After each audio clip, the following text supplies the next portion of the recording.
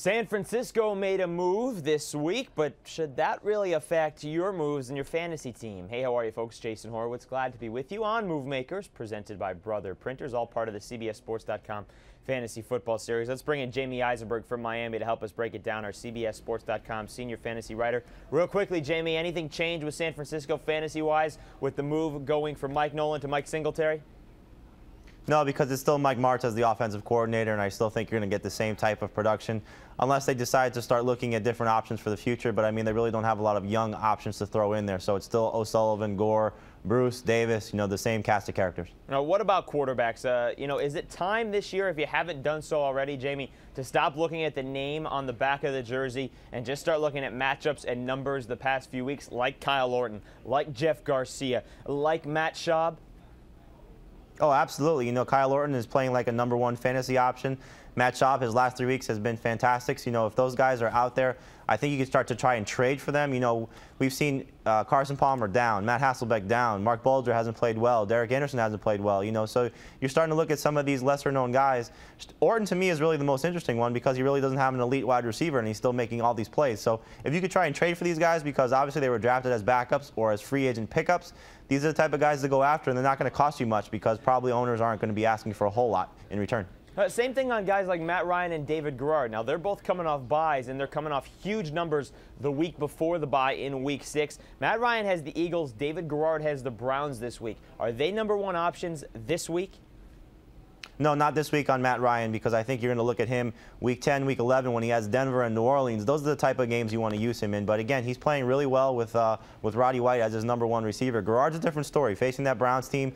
This is the type of performances we've expected from Garrard. Around 250 passing yards, about 30 or 40 rushing yards, maybe more, 1 touchdown, no interceptions. He's not going to put up overwhelming stats, but he's not going to kill your fantasy team. He's a great bye week replacement. And again, if your quarterback situation is really stuck in the mud, I think you go out and get Garrard, and he could start for you, especially against the Browns.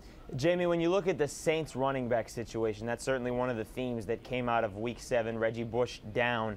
What do you make out of that situation now with the 3 running backs that they have left in terms of what fantasy users should do? Well, I think Deuce McAllister will obviously get the majority of touches from the running back position, but that was the plan all along when Deuce came back from the knee injury. I don't think his role changes very much.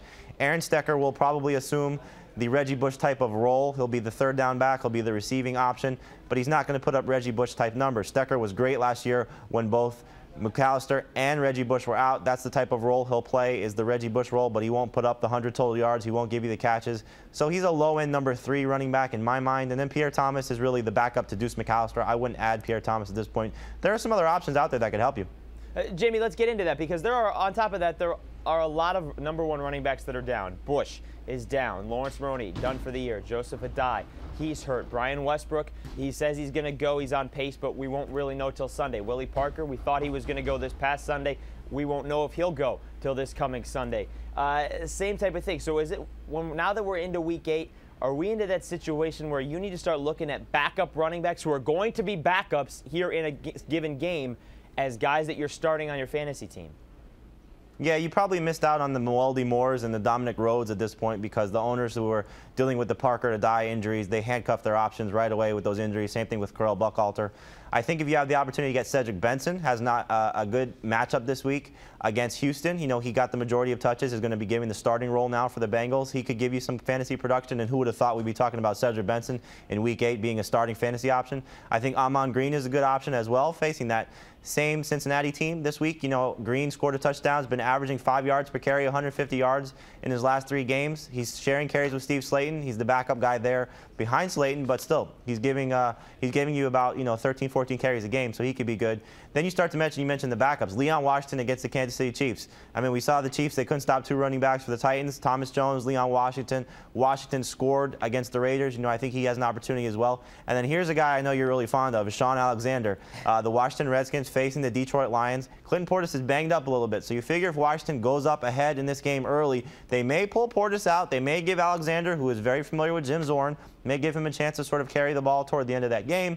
You may be able to get Alexander really at the, off your waiver wire, and you could stick him in there as a flex option in deeper leagues. I wouldn't go more, than a 14-team league or a 12-team league where you're starting 3 running backs, but And that's the type of scenario where you can stick Alexander in there and maybe it gives you 40 or 50 yards rushing. All right, Jamey, real quickly, I know you wanted to hit on this. The 5 most traded guys through Week 7. Roy Williams, Chad Johnson, Randy Moss, Larry Johnson, who may not play in Week 8, depending on what the NFL decides to do with suspension as we're taping this, and Ryan Grant as well. Were those smart trades for fantasy users, or were those smart by the people who received those trades? Well, I think, you know, the obvious situation is it depends on what your team looked like and what you're in need of. I think you see Randy Moss, as we saw Monday night against the Broncos, he has the opportunity to put up big games. So if you needed a receiver, he's going to give you that type of production. It's not going to be consistent. Roy Williams, we don't know what we're going to get from him in Dallas. Larry Johnson's situation, the owner who unloaded him, probably a smart move. Same thing with Chad Johnson, although Chad Johnson has 2 touchdowns in the 2 games that Ryan Fitzpatrick started. So maybe it has been a situation that Carson Palmer and Chad Johnson weren't getting along and that Carson Palmer was just looking in a different direction. So depending on what the moves were, I think that will have the ramifications on how it helped the teams. But getting Randy Moss at this point was probably the smartest move of the owner that acquired him. All right, Jamey Eisenberg, thank you very much. Keep it all coming from Florida. We'll talk to you and Dave Richard very soon. All right, Jason, take care. And folks, don't forget about fantasy football today, each and every Sunday, beginning at 11 a.m. Eastern. All the inactives and up-to-date matchups that you're going to need to know for Week 8 and every week moving forward here in the NFL season. For Jamey Eisenberg, I'm Jason Horowitz. Take care, folks.